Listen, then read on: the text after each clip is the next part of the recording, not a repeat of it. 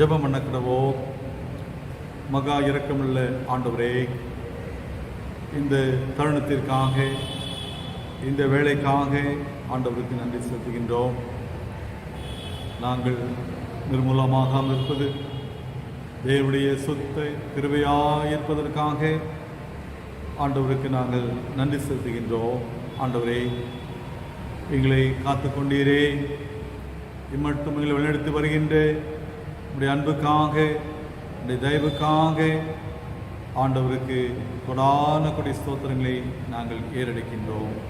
ஆண்டவரே, இந்த நாளிலே திருச்சபையின் குடும்பத்தின் பிள்ளைகள் ஒவ்வொருவரையும் ஆண்டவர் ஆசீர்வதிப்பீராக. ஒவ்வொருவரையும் ஆண்டவர் விடுதலை செய்வீராக. பலவீனத்தோடு இருக்கின்ற பிள்ளைகள் ஒவ்வொருவரையும் ஆண்டவர் சுகப்படுத்துவீராக. சமாதானத்தை உள்ளங்களிலே இல்லங்களிலே நிறைவாய் தந்தள்ள வேண்டும் என்று நாங்கள் ஜெபிக்கின்றோம். கர்த்தருடைய பிரசன்னம் ஒவ்வொருவரையும் ஆளுகை செய்யும்படியாய் நாங்கள் ஜெபிக்கின்றோம். எங்களை தாழ்த்துகிறோம், அர்ப்பணிக்கிறோம். ஆண்டவராய் இயேசு கிறிஸ்துவின் நாமத்தில் கெஞ்சி கேட்கிறோம் நல்ல பிதாவே, ஆமென். கிறிஸ்துவுக்குள் அன்பான திருச்சபையின் பிள்ளைகளே, இந்த நாளிலே இந்த ஊடகத்தின் மூலமாக உங்களை தொடர்பு கொள்வதிலே மிக்க மகிழ்ச்சி அடைகின்றேன். கர்த்தருக்குள் எப்பொழுதும் சந்தோஷமாயிருங்கள் என்று அப்போஸ்தலன் எழுகின்றது போல, சூழ்நிலைகளின் மத்தியிலும், பாடுகளின் மத்தியிலும், போராட்டங்களின் மத்தியிலும், நெருக்கத்தின் மத்தியிலும் நாம் கர்த்தருக்குள் சந்தோஷமாய் இருந்து அவருடைய விசுவாசத்திலே பலப்பட்டு நம்பிக்கையிலே தரித்திருக்க கர்த்தர் நமக்கு உதவி செய்திருக்கின்றார். அதற்காக ஆண்டவருக்கு நாம் நன்றி சொல்ல வேண்டும். ஒவ்வொரு நாளும் கடந்து போய் கொண்டே இருக்கின்றது. இந்த கொரோனா வைரஸின் பாதிப்பு நம்முடைய மகாராஷ்டிராவிலும் மும்பை பட்டணத்திலும் அதிகரித்து கொண்டே இருக்கின்ற செய்தியை நாம் பார்க்கின்றோம். இந்த சூழ்நிலையிலே நாம் அனைவரும் சோர்ந்து போகாமல் நாம் ஜெபித்து தேவ சமூகத்திலே நாம் காத்திருந்து ஜெயத்தை நாம் பெற்றுக்கொள்ளும்படியாக இந்த நாட்களிலே நாம் அழைக்கப்பட்டிருக்கின்றோம். ஜெபத்தினால் மாத்திரம் தீர்வு இந்த கொடிய வைரஸ் முற்றிலுமாக இந்த பூமியிலே இருந்து அழிக்கப்பட வேண்டும். தேவனால் மாத்திரமே கூடும். கர்த்தரால் கூடாத காரியம் ஒன்றுமில்லை என்று நாம் திடமாய் நாம் விசுவாசிக்கின்றோம். கர்த்தர் நிச்சயமாக அதை செய்ய அவர் வல்லமை உள்ளவராயிருக்கின்றார். விடுதலையை கொடுக்க ஆண்டவர் வல்லமையுள்ளவராயிருக்கின்றார். எனவே இந்த சூழல் மத்தியிலே நாம் சோர்வடையாதபடிக்கு, கலங்காதபடிக்கு, நம்மை கர்த்தருடைய வார்த்தையினாலே நம்மை திடப்படுத்தி கொண்டு அவருடைய வார்த்தையிலே நாம் தரித்திருப்போம். அவர் சமூகத்திலே திருச்சபையின் பிள்ளைகள், குடும்பத்தின் பிள்ளைகள் ஒவ்வொரு நாளும் நாம் குடும்பமாக நாம் பாரப்பட்டு ஒருமனப்பட்டு நாம் ஜெபிக்க நாம் அழைக்கப்பட்டிருக்கின்றோம். ஏனென்றால் நம்முடைய ஜெபத்தின் மூலமாகத்தான் ஆண்டவர் பலத்த கிரியைகளை அவர் செய்ய போகின்றார். எனவே நம்முடைய ஜெபம் முக்கியமானது, நம்முடைய கூடுகை முக்கியமானது. சபையின் மக்கள் யாவரும் ஒரு நாள் அரை மணி நேரமாவது நாம் ஜெபத்திற்கு நேரத்தை கொடுத்து குடும்பமாக நாம் ஜெபிப்போம். நிச்சயமாக கர்த்தர் நம்முடைய ஜெபத்தின் மூலமாக தேசங்களுக்கும் நம்முடைய தேசத்திற்கும் விடுதலையும் சுகத்தையும் ஆண்டவர் கொடுப்பாராக. ஆமென். கிறிஸ்துவுக்குள் அன்பானவர்களே, இந்த பசுத்த ஓய்வு நாளின் மனமகிழ்ச்சி நாளிலே மீண்டும் அவரை நாம் வீடுகளில் இருந்து ஆராதிக்கும்படியான ஒரு தருணத்தை ஆண்டவர் நமக்கு கொடுத்திருக்கின்றார். அதற்காக ஆண்டவருக்கு நாம் நன்றி சொல்ல நாம் கடமைப்பட்டிருக்கின்றோம். அது மாத்திரமல்ல, இன்றைக்கு திருத்துவ திருநாளாக நாம் அனுசரிக்கின்றோம். ட்ரினிட்டி சண்டே, திருத்துவ ஞாயிறு. ஒவ்வொரு வருடமும் திருச்சபைகளிலே திருத்துவ ஞாயிறு அனுசரிக்கப்படுகின்றது. அந்த ஞாயிற்றிலே நாம் திருத்துவ தேவனுடைய மகத்துவங்களையும் அதிசயங்களையும் அற்புதங்களையும் நாம் சிந்திக்கின்றோம். அன்பான தேவனுடைய பிள்ளைகளே, இந்த திருத்துவ திருஞாயிற்றிலே கர்த்தர் நமக்கு எதை உணர்த்துகின்றார்? ஜெபங்களிலே பிதா, குமாரன், பசுத்த ஆவியானவர் என்று நாம் ஜெபிக்கின்றோம். சில இறையியல் வல்லுநர்கள் திரித்துவம் என்பது இறைவனின் அடையாளத்தை பற்றிய கேள்விக்கு கிறிஸ்தவம் அளிக்கும் பதில் என்று குறிப்பிடுகின்றார்கள். மீண்டும் சொல்கிறேன், திரித்துவம் என்பது இறைவனின் அடையாளத்தை பற்றிய கேள்விகளுக்கு கிறிஸ்தவம் அளிக்கும் பதில் அல்லது விளக்கம் என்று குறிப்பிடுகின்றார்கள். ஆங்கிலத்திலே Trinity is the Christian answer to God's identity என்று சொல்வார்கள்.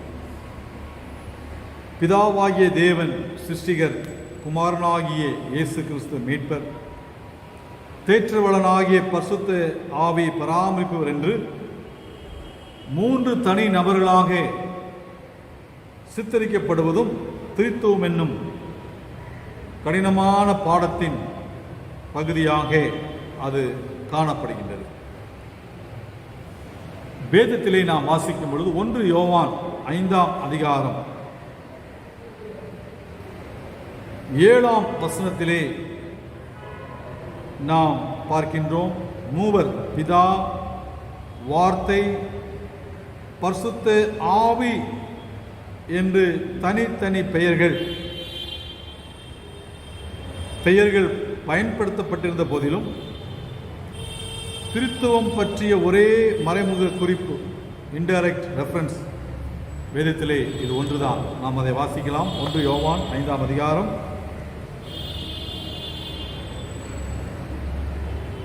6ஆம் வசனத்தில் வாசிக்கிறோம்.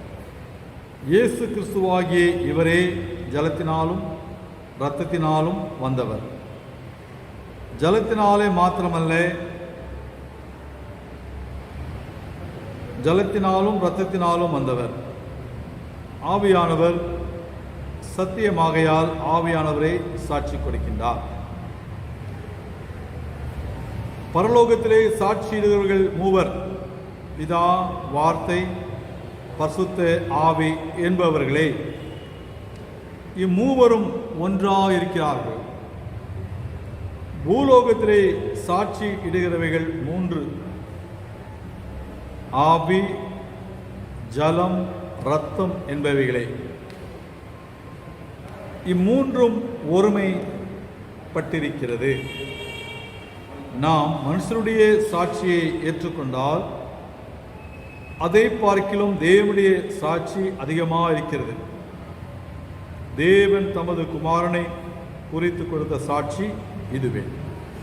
வேதத்திலே திருத்துவத்தை பற்றிய குறிப்பை இந்த அதிகாரத்தில் நாம் பார்க்கின்றோம். பரலோகத்திலே சாட்சியிடுவர்கள் மூவர், பூலோகத்திலே சாட்சி இடுவர்கள் 3 என்று நாம் வேதத்தில் வாசிக்கிறோம். திருச்சபைக்கு கொடுத்த அத்தனேசியஸ் என்பவரின் விசுவாச பிரமாணத்திலும் திருத்துவத்தை பற்றி நாம் பார்க்கின்றோம். அந்த விசுவாச பிரமாணத்திலே என்ன சொல்லப்பட்டிருக்கின்றது என்றால், ஆகிலும் 3 நித்திய வஸ்துக்கள் இல்லை, நித்திய வஸ்து ஒன்றே. அப்படியே 3 அளவிடப்படாத வஸ்துக்கள் இல்லை, 3 சிருஷ்டிக்கப்படாத வஸ்துக்கள் இல்லை. சிருஷ்டிக்கப்படாத வஸ்து ஒன்றே, அளவிடப்படாத வஸ்து ஒன்றே.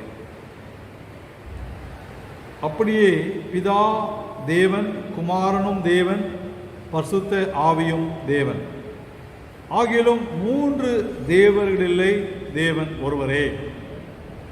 அப்படியே பிதா கர்த்தர், குமாரனும் கர்த்தர், பரிசுத்த ஆவியும் கர்த்தர். ஆகிலும் 3 கர்த்தர்களில்லை, கர்த்தர் ஒருவரே. அம்மூவரில் ஒவ்வொருவரும் தனித்தனியாக தேவன் என்றும் கர்த்தர் என்றும் அறிக்கையிட வேண்டுமென்று கிறிஸ்து மார்க்க சத்தியம் கட்டளையிட்டிருக்கிறது போல 3 தேவர்கள் உண்டென்றும் 3 கர்த்தர்கள் உண்டென்றும் சொல்லக்கூடாதென்று திருச்சபைக்குரிய பொதுவான சித்தாந்தம் கட்டளை இட்டிருக்கிறது. பிதா ஒருவராலும் உண்டாக்கப்பட்டவரும் அல்ல, சிருஷ்டிக்கப்பட்டவரும் அல்ல, ஜெனிப்பிக்கப்பட்டவரும் அல்ல.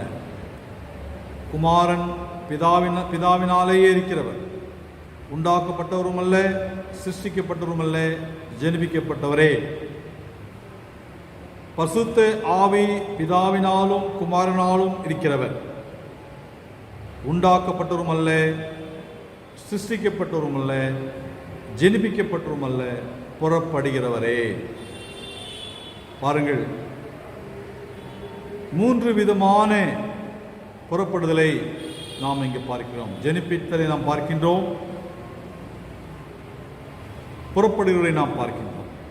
ஆகையால் 3 பிதாக்கள் இல்லை, ஒரே பிதாவும், 3 குமாரர் இல்லை, ஒரே குமாரனும், 3 பரிசுத்த ஆவிகள் இல்லை,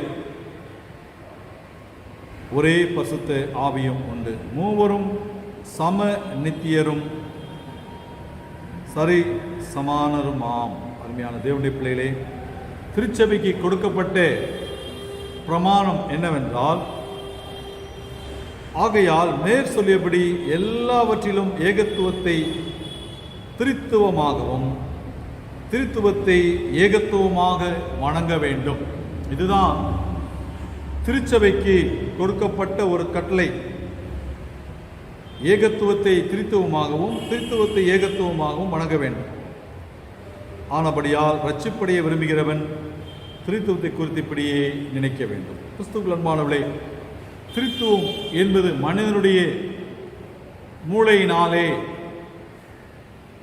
அறியப்பட முயற்சிக்க கூடாது. ஏனென்றால் இவைகள் இறைவனுடைய ரகசியங்கள், அவருடைய வெளிப்பாடு. மனிதனுடைய ஞானத்திலே இவைகளை நாம் கொண்டு வந்து இதற்குரிய பதிலை நாம் கண்டுபிடிக்க முயற்சிக்க கூடாது. வேதம் சொல்லுகின்றபடி இவர்கள் ஒருவரில் மூவராகவும் மூவரில் ஒருவராகவும் வேதத்திலே அறியப்பட்டிருக்கின்றார்கள். தனித்தனியே பிரிக்காதபடிக்கு இந்த திரித்துவத்தை ஏகத்துவமாக நாம் போற்றி நாம் வணங்கி திரித்துவத்தின் அற்புதங்களை அதிசயங்களை நாம் கண்டு திருச்சபைக்குரிய ஒருமைப்பாட்டினை நாம் பெற்றுக்கொள்ள வேண்டும் என்று இந்த திருத்துவ ஞாயிற்றிலே திருத்துவம் நமக்கு கற்றுக் கொடுக்கின்றது. வேதம் சொல்லுகின்றபடி இம்மூவரும் ஒன்றாயிருக்கிறார்கள். மூவர், பிதா, வார்த்தை, பரிசுத்த ஆவி. படைப்பிலே பிதாவானவரை நாம் வேதத்திலே பார்க்கின்றோம். வார்த்தை மாம்சமாகி இயேசு கிறிஸ்துவாக இரட்சகராக வெளிப்பட்டவரை நாம் புதிய ஏற்பாட்டிலே நம்முடைய ஆண்டவராகிய இயேசு கிறிஸ்துவை நாம் காண்கின்றோம். அவருடைய மரணம், உயிர்த்தெழுதலுக்கு பின்பு, பரமேறுதலுக்கு பின்பு பரிசுத்த ஆவியானவர் அருளப்பட்டிருக்கின்றார். அவர் தேற்றரவாளன் என்று அறியப்பட்டிருக்கின்றார்.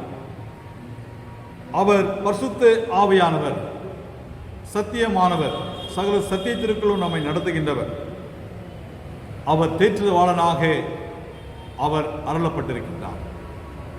எனவே இவர்களை நம்முடைய வாழ்க்கையிலே ஒவ்வொரு நாளும் போற்றி நாம் பாட வேண்டும். வேதம் சொல்லுகின்றது, மூவரும் ஒன்றாய் இருக்கிறார்கள். மூவரும் ஒன்றாய் இருக்கிறார்கள். பரலோகத்திலே, பூலோகத்திலே 3: ஆவி, ஜலம், இரத்தம். ஆவி, ஜலம், இரத்தம். மனிதனுடைய சரீரம் இந்த 3 உண்டாக்கப்பட்டிருக்கின்றது. ஆவி, ஜலம், இரத்தம். ஆவி இல்லாமல் ஜலம் இல்லை, ஜலம் இல்லாமல் இரத்தம் இல்லை. இந்த 3 அடங்கியிருக்கின்றது பூலோகத்திலே. நம்முடைய ஆவி, ஆத்மா, சரீரம் என்று நாம் சொல்லுகின்றோம்.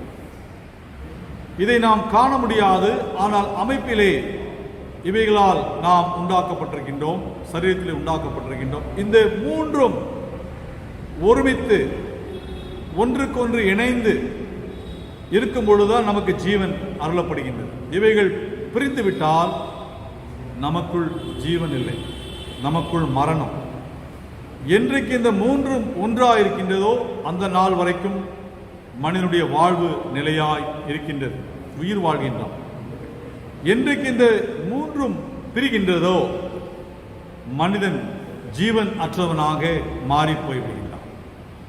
எனவே வேதம் சொல்கின்றது, ஆவி, ஆத்மா, சரீரம், ஆவி, ஜலம், இரத்தம் என்பவைகளே இவைகள் பூலோகத்திலே சாட்சியிடுகின்ற நாம் மனிதர்கள், அவருடைய பிள்ளைகள், அவருடைய ஜனம், அழைக்கப்பட்ட அவருடைய பிள்ளைகள். நாம் இவைகள் மூலமாக ஆண்டவருடைய நாமத்தை நாம் மகிமைப்படுத்திக் கொண்டிருக்கின்றோம். அப்போஸ்தலனாகிய பவுல் ரோமாபுரிகள் நிருபத்தில் நாம் வாசிக்கும் பொழுது, ரோமர் 8ஆம் அதிகாரம்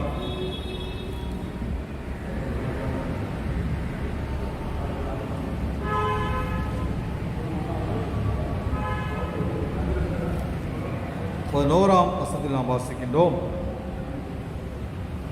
அன்றியும் இயேசுவை மரித்தோரிலிருந்து எழுப்பினுடைய ஆவி உங்களில் வாசமாயிருந்தால், கிறிஸ்துவை மரித்தோரிலிருந்து எழுப்பினவர் உங்களில் வாசமாயிருக்கிற தம்முடைய ஆவினாலே சாவுக்கேதுவான உங்கள் சரீரங்களையும் அவர் உயிர்ப்பிப்பார். தேவனுடைய ஆவியினாலே நடத்தப்படுகிறவர்களோ அவர்கள் தேவனுடைய புத்திரராய் இருக்கின்றார்கள். 13ஆம் வசனம் வாசிக்கிறோம். மாம்சத்தின்படி பிழைத்தால் சாவீர்கள், ஆவியினாலே சரீரத்தின் செய்கைகளை அழித்தால் பிழைப்பீர்கள். எதை அழிக்க வேண்டும்? ஆவியினாலே சரீரத்தின் செயல்பாடுகளை, சரீரத்தின் செய்கைகளை அழித்தால் நாம் பிழைக்கப்படுவோம் என்று பவுல் எழுதுகின்றார். மாம்சத்தின்படி பிழைத்தால் நமக்கு சாவு, ஆனால் ஆவியினாலே அதனுடைய செய்கைகளை அழித்தால் நீங்களும் நான்கும் இன்றைக்கு பிழைப்பீர்கள், பிழைப்போம் என்று பவுல் அடிகளார் எழுதுகின்றார். எப்படிப்பட்ட ஆவியை நீங்கள் பெற்றிருக்கின்றீர்கள்? 15ஆம் வசனத்தில் நாம் வாசிக்கிறோம். அந்தப்படி திரும்பவும் பயப்படுவதற்கு நீங்கள் அடிமைத்தனத்தின் ஆவியை பெறாமல் அப்பா, பிதாவே என்று கூப்பிட பண்ணுகிற புத்திர சுவிகாரத்தின் ஆவியை பெற்றீர்கள். நாம் தேவனுடைய பிள்ளைகளாக இருக்கிறோம் என்று ஆவியானவர் தாமே நம்முடைய ஆவியுடனே கூட சாட்சி கொடுக்கின்றார். நம்முடைய ஆவியுடனே கூட யார் சாட்சி கொடுக்கின்றார்? ஆவியானவர் சாட்சி கொடுக்கின்றார். அப்படி நினைக்கும் பொழுது ஆவியானவர் நமக்குள்ளே அவர் வாசமாக இருக்கின்றார். எனவே நாம் ஆவியினாலே நடத்தப்படும்படியாக, ஆவியிலே பிழைக்கும்படியாக, ஆவியினாலே நாம் நிலை நிற்கும்படியாக நம்மை அவர் நடத்தி கொண்டே போகின்றார். ஏனென்றால் நாம் பயப்படுவதற்கு அல்ல, அப்பா, பிதாவை என்று கூப்பிட பண்ணுகிற புத்திர சுவிகாரத்தின் ஆவியை ஆண்டவர் நமக்கு அருளி இருக்கின்றார். எப்பொழுது கூப்பிடுகின்றோம், நெருக்கங்களிலே அவரை கூப்பிடும்படியாக, நம்மை விடுதலை செய்யும்படியாக, நம்மை காக்கும்படியாக, நம்மை நடத்தும்படியாக. எந்த மனிதனும் எல்லா அவருடைய ஆண்டுடைய பிள்ளைகளும் அப்பா பிதாவே என்று கூப்பிட பண்ணுகிற அந்த புத்திர சுவிகாரத்தின் ஆவியை தேவன் நமக்கு கொடுத்திருக்கின்றார் என்பதை இந்த திருத்துவ திருநாளிலே நாம் மறந்து போய் விடக்கூடாது. அடுத்து ஆவியானவர் நமக்கு உதவி செய்கின்றவராக நம்முடைய வாழ்க்கையிலே அவர் செயல்படுகின்றார். ரோமர் 8ஆம் அதிகாரம் 26ஆம் வசனம். அந்தபடியே ஆவியானவரும் நமது பலவீனங்களில் நமக்கு உதவி செய்கிறார்.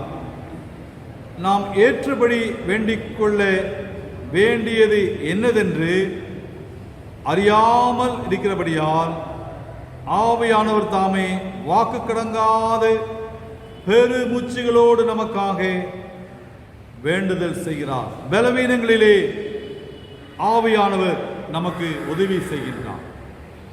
அது மாத்திரமல்ல, நமக்காக வாக்கு கடங்காத பெருமூச்சுகளோடு நமக்காக அவர் வேண்டுதல் செய்கின்றவராக இருக்கின்றார். பாருங்கள் அருமையான தேவனுடைய பிள்ளைகளை, பலவீனங்களிலே ஆவியானவர் நாம் ஒவ்வொருவருக்கும் அவர் உதவி செய்கின்றார். பலவீனங்களிலே நம்மை அவர் பலப்படுத்துகின்றார், திடப்படுத்துகின்றார். சகல சத்தியத்திற்குள்ளும் நம்மை நடத்துகின்றார். அடிமைத்தனத்தின் பயத்தை முற்றிலுமாக அவர் நீக்கி போடுகின்றார். புத்திர சுவிகாரத்தோடு அவரிடத்திலே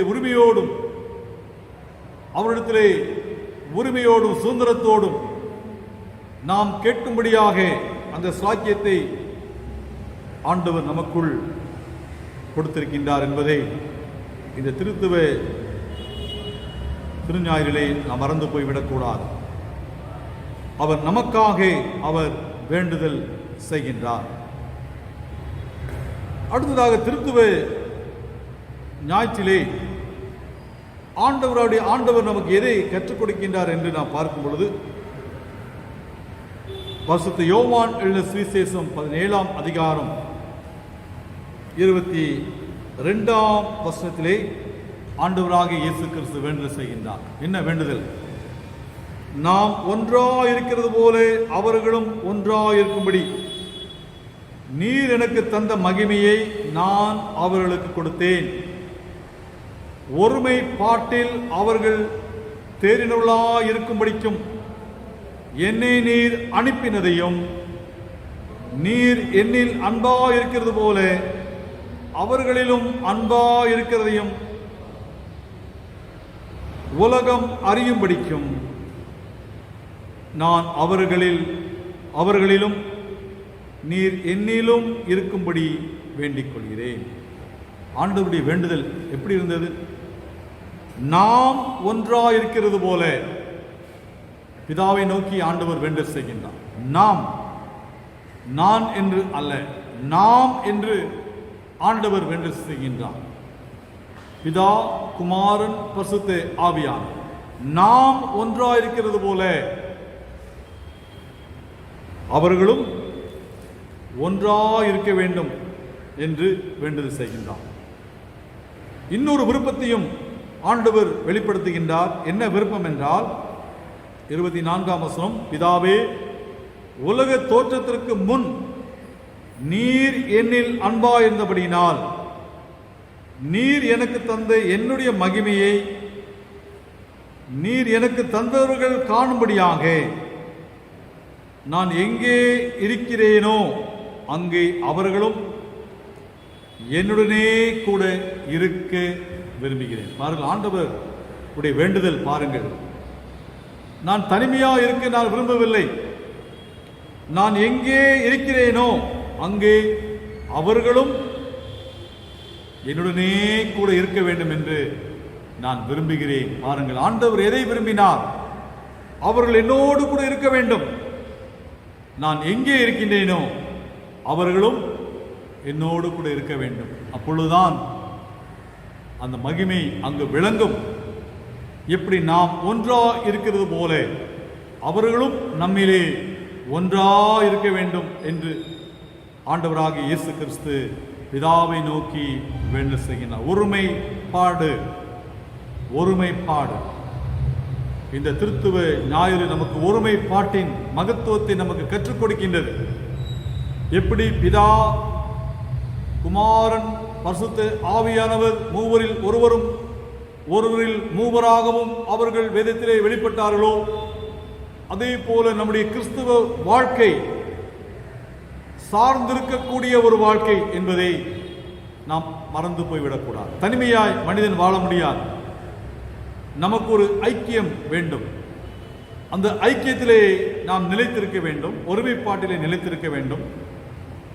எப்படி ஒரு குடும்பம் என்று சொல்லப்படும் பொழுது கணவன், மனைவி, பிள்ளைகள் அங்கு ஒருமித்து இருக்கும் பொழுது அங்கு ஆண்டவருடைய ஆசீர்வாதம் வருகின்றதோ, அதே போல நாம் குடும்பமாக ஆண்டவருடைய பிள்ளைகளாக இந்த திரித்துவ தேவனிடத்திலே நாம் ஐக்கியமாக இருக்க வேண்டும். அவரோடு ஐக்கியப்பட வேண்டும். பிதாவிலே ஐக்கியப்பட வேண்டும், குமாரனிலே ஐக்கியப்பட வேண்டும், பரிசுத்த ஆவியானவரிலே நாம் ஐக்கியப்பட வேண்டும். அதுதான் திருச்சபைக்கு கொடுக்கப்பட்ட ஒரு கட்டளையாக இருக்கின்றது.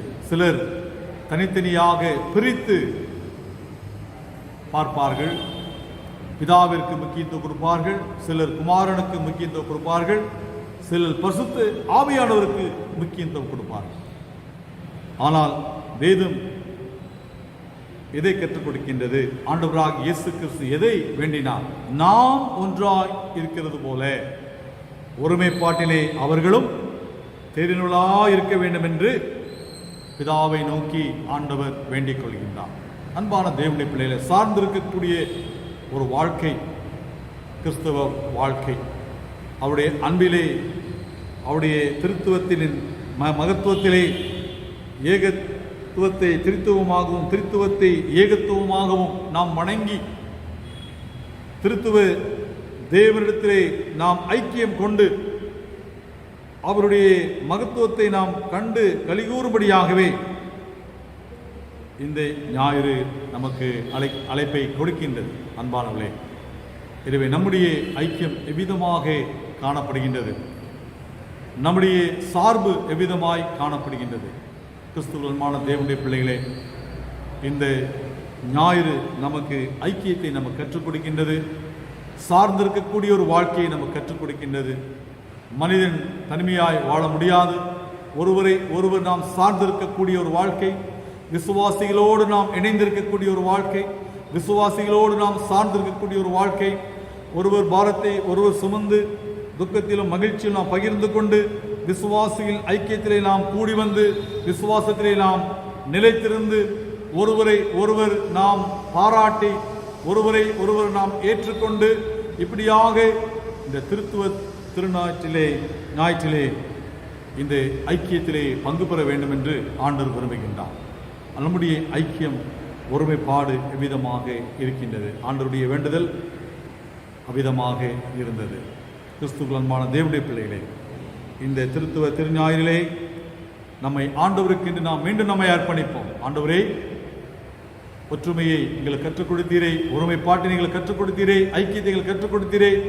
இந்த ஐக்கியத்திலே நாங்கள் பலப்படுவதற்கு ஆண்டவர் உதவி செய்வீராக என்று அவரிடத்திலே நாம் கேட்கின்ற பொழுது அவருடைய ஐக்கியம் நம்மிலே நிறைவாகும், அவருடைய ஐக்கியம் நம்மிலே பலப்படும். கர்த்தரை நாம் உண்மையாக நாம் நேசிக்க முடியும், உண்மையாக அவரை பின்பற்ற முடியும். கர்த்தர் அப்படிப்பட்ட கிருபைகளை தேவன் நம்ம ஒவ்வொருவருக்கும் நாளில் கொடுப்பாராக. கர்த்ததாமே உங்கள் ஒவ்வொருவரையும் பெருப்பராய் ஆசீர்வதிப்பாராக. ஆமென். ஜெபம் பண்ண கடவுள். இரக்கமுள்ள ஆண்டவரே, திருத்துவத்தின் முக்கியத்துவத்தை ஆண்டவர் நாளைகளுக்கு நினைவுபடுத்துவதற்காக, கற்றுக் கொடுத்ததற்காக ஆண்டவருக்கு நன்றி செலுத்துகின்றோம். திருத்துவ திருநாளிலே ஐக்கியத்தின் பிள்ளைகளாக, நாங்கள் ஒருமைப்பாட்டின் பிள்ளைகளாக நாங்கள் வாழ்ந்து ஜீவித்து நற்சாட்சி பகர எங்களுக்கு உதவி செய்தோம். எங்களை மீண்டும் தாழ்த்துகிறோம், மீண்டும் எங்களை அர்ப்பணிக்கிறோம். ஆண்டவராகிய இயேசு கிறிஸ்துவின் நாமத்தில் கெஞ்சி கேட்கிறோம் நல்ல பிதாவே.